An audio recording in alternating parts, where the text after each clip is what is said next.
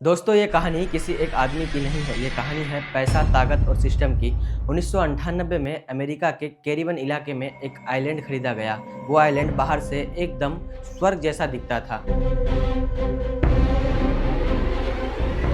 समुद्र, greenery, luxury, खूबसूरत हवा। लेकिन बाद में दुनिया को पता चला उस आइलैंड के अंदर 12 से 17 साल की नाबालिग लड़कियों के साथ यौन शोषण और ट्रैफिकिंग जैसी हरकतें हो रही थी।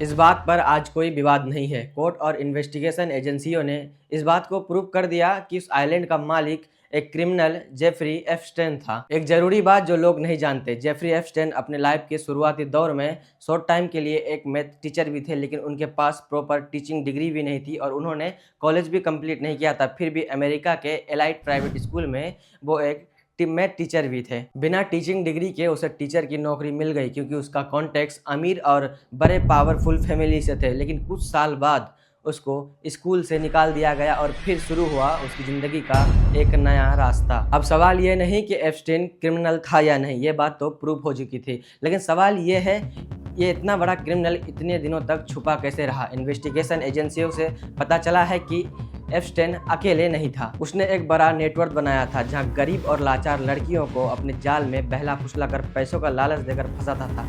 पुलिस ने हजारों विक्टिम का आइडेंटिफाई किया। एफबीआई ने इन्वेस्टिगेट किया, लेकिन 2008 में एप्स्टेन को लगभग बचा लिया गया। यहीं पर सिस्टम पर सवाल उठता है। 2019 में एप्स्टेन फिर से अरेस्ट हुआ, लेकिन ट्रेलर शुरू होने से पहले ही एप्स्टेन की मौत हो गई जेल में। लेकिन अब जो दुनिया के सामने आ रहा है उसे दुनिया एप्स्टेन फाइल के नाम से जानती है।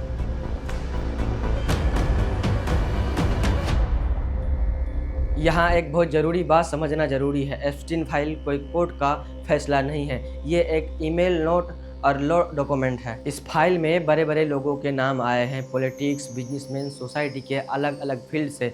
लेकिन फाइल में नाम आ जाना क्रिमिनल प्रूव नहीं होता।